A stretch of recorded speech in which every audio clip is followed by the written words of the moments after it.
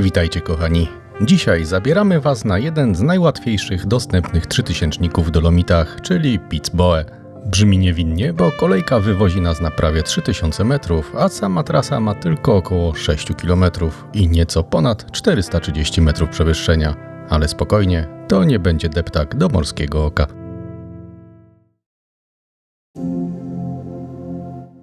Naszą wycieczkę zaczynamy na parkingu na Passo Pordoi, czyli jednej z bardziej znanych przełęczy w Dolomitach.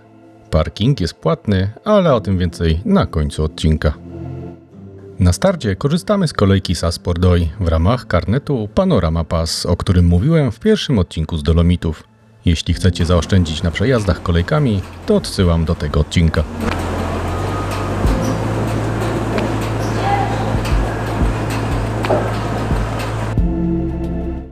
Ta kolejka jest o tyle ciekawa, że na długości 1,5 km wywozi nas 710 metrów wyżej, bez żadnej podpory po drodze. Sama przejażdżka kolejką jest już pewną atrakcją.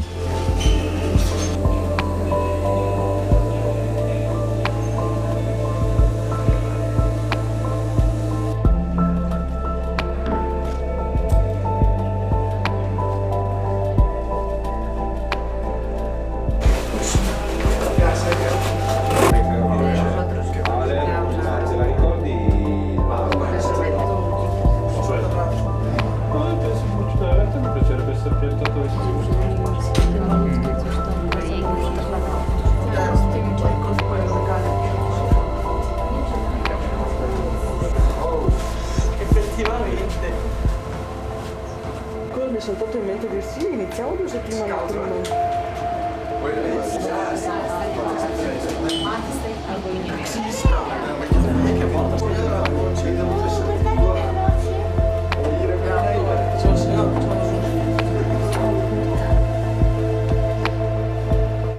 Po kilkunastu minutach jesteśmy na wysokości około 2950 metrów przy Rifugio Maria na słynnej Terrazza delle Dolomiti. I rzeczywiście, taras Dolomitów to bardzo dobre określenie.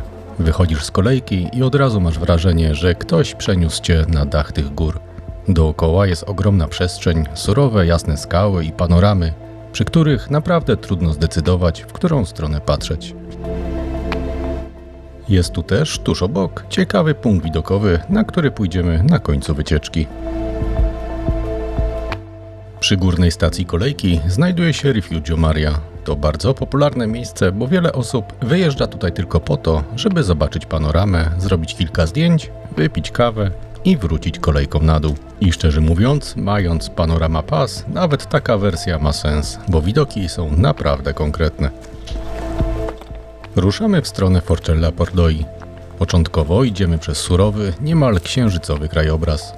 Wokół nie ma lasu, nie ma łąk, nie ma zielonych dolinek. Jest skała, kamień i ogromna przestrzeń masywu Sella.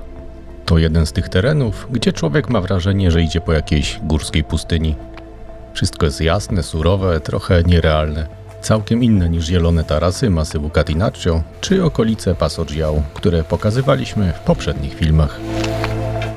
Schodzimy na przełęcz Forcella Pordoi i tutaj dobrze widać, że mimo wysokiego startu trasa nie jest całkiem płaska. Najpierw trzeba trochę zejść, a później oczywiście wszystko to trzeba będzie odrobić w drodze na szczyt. Na przełęczy znajduje się Rifugio Forcella Pordoi. To drugie schronisko na naszej trasie i bardzo ładny punkt orientacyjny.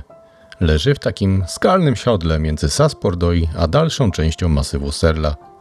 Dla części osób to może być cel krótszej wycieczki. Zejść z kolejki, dojść do schroniska, posiedzieć chwilę i wrócić. Jeśli postanowicie ominąć kolejkę i wejść tutaj z przełęczy o własnych siłach, to dojdziecie właśnie w to miejsce, omijając zupełnie SAS Pordoi.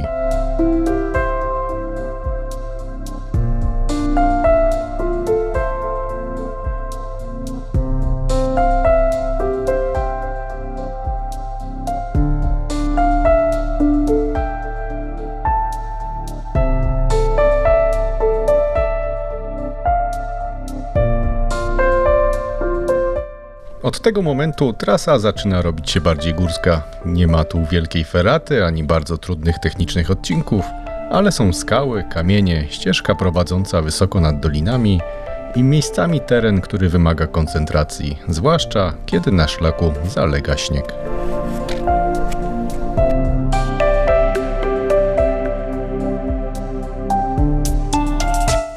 A my właśnie trafiliśmy na takie warunki. Miejscami śniegu było naprawdę sporo. Płaty śniegu przykrywały fragmenty szlaku, utrudniały przejście i sprawiały, że trzeba było dużo uważniej wybierać każdy krok. W internecie często można przeczytać, że to łatwy 3000. I tak, w dobrych letnich warunkach jest to jeden z bardziej dostępnych szczytów powyżej 3000 metrów w Dolomitach. Ale jeżeli traficie na śnieg, oblodzenie, mocny wiatr albo słabą widoczność, ta łatwa trasa może bardzo szybko przestać być łatwa. Po drodze krajobraz robi się coraz bardziej surowy. Idziemy po skalnym pustkowiu, a przed nami coraz wyraźniej widać charakterystyczną sylwetkę Piz-Boe i schronisko Campanna Piz-Fassa, które znajduje się na szczycie.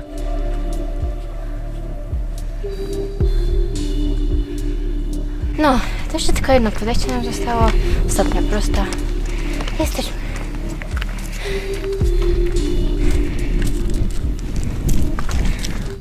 Mijamy pierwsze większe podejście, chwila po niemal płaskim terenie i przed nami jeszcze jedno, ostatnie, skromne podejście, jakieś 250 metrów w górę.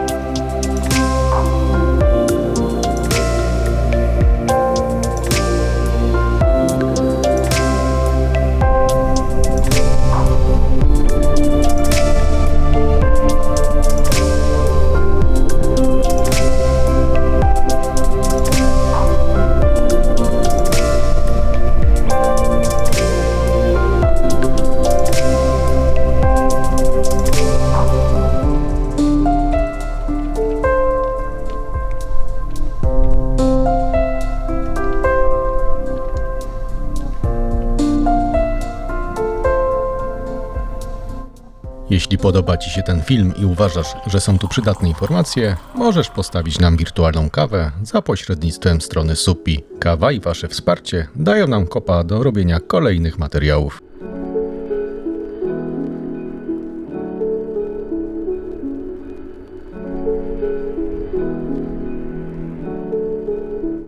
Przyjmując idealne warunki pogodowe, to teraz wchodzimy w najtrudniejszy odcinek szlaku. Oczywiście nie zrozumcie mnie źle, wciąż jest to dość łatwy szlak, na którym widzieliśmy wiele dzieci nawet w wieku 6-8 lat. Po prostu coś się tutaj dzieje, są jakieś klamry, liny, trzeba użyć rąk, by wspiąć się po skale. Ale nie ma przepaści pod nogami, technicznie nie jest trudno, choć warto wziąć ze sobą chociaż rękawiczki.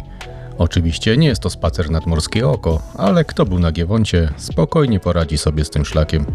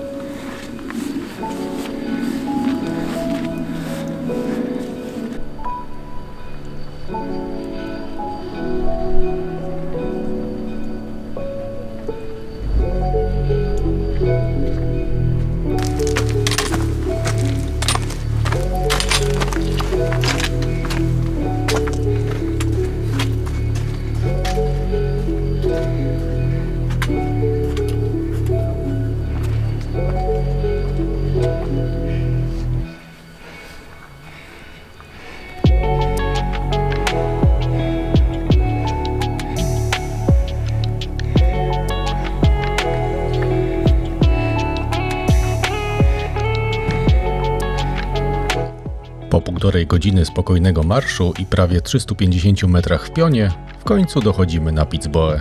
3152 metry nad poziomem morza. Nie jest to szczyt z zieloną łączką, to bardziej skalny taras zawieszony wysoko nad Dolomitami. Surowy, wietrzny i bardzo efektowny, bo widoki ze szczytu są potężne. Widać surowy masyw Sella, Marmolade, Sassolungo, Catinaccio i kolejne dolomitowe grupy, które układają się jedna za drugą, aż po horyzont. Na szczycie robimy chwilę przerwy, trochę zdjęć, trochę ujęć, no i klasycznie schroniskowa kawa i ciacho. I serio, powinien tu wpaść jakiś włoski oddział policji do spraw przestępstw na kawie. Czegoś tak niedobrego dawno nie piliśmy. Zimna, rozwodniona breja o ledwo wyczuwalnym smaku kawy za 3 euro, podana w szklance.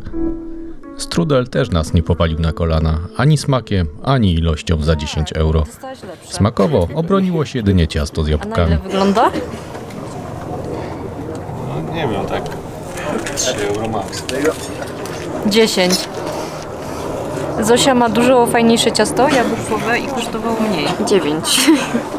Więc bardziej się opłaca. Jeszcze zobaczmy jak smakuje, a ja najlepiej oceniam szarlotki. Ale wiesz co, wydaje mi się, że oni kupują gdzieś. Zobacz, jest identyczne jak wczoraj. Czy przedwczoraj. No, babcia robi lepszy. No, wiesz co, za cenę 10 euro to ja myślałam, że dostanę jakieś... No za 3 razy tyle chociaż. No... Kawa zimna. Chyba z proszku. No nie włoskie. Ale za to atmosfera przy schronisku była bardzo wesoła i tutaj pozdrowienia dla całej krakowskiej wycieczki, którą spotkaliśmy na szczycie.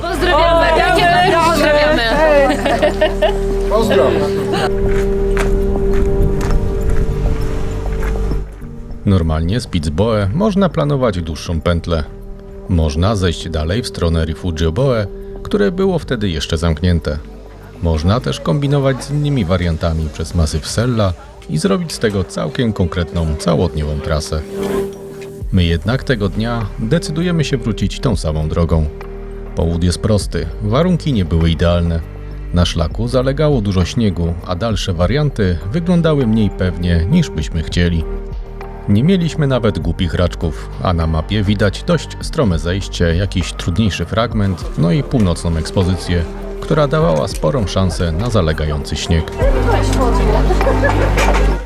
Nie widzieliśmy też nikogo, kto by wtedy wchodził od tamtej strony, więc nie było gdzie zasięgnąć języka o warunki na trasie. Postanowiliśmy wrócić po własnych śladach. Jeśli ogląda to ktoś, kto wtedy był na szczycie i jednak zrobił pętelkę, daj znać w komentarzu, jak wyglądała ta trasa.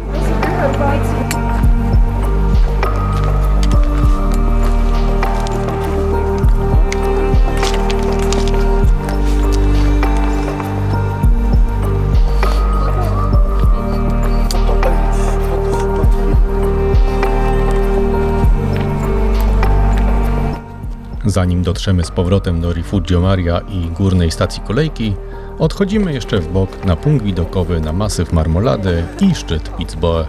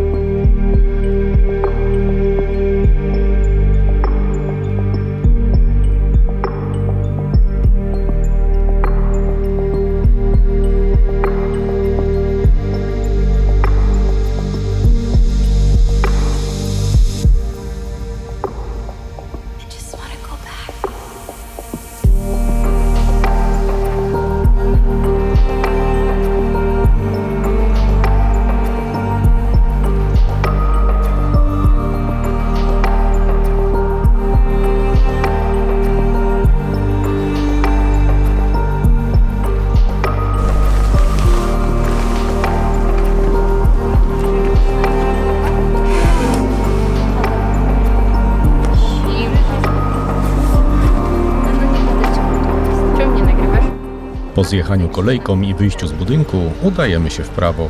Znajduje się tu jedyna maszyna do opłacenia parkingu. Więc jeśli się wybieracie tutaj, miejcie ze sobą bilet parkingowy, żebyście nie musieli wracać pod kolejkę.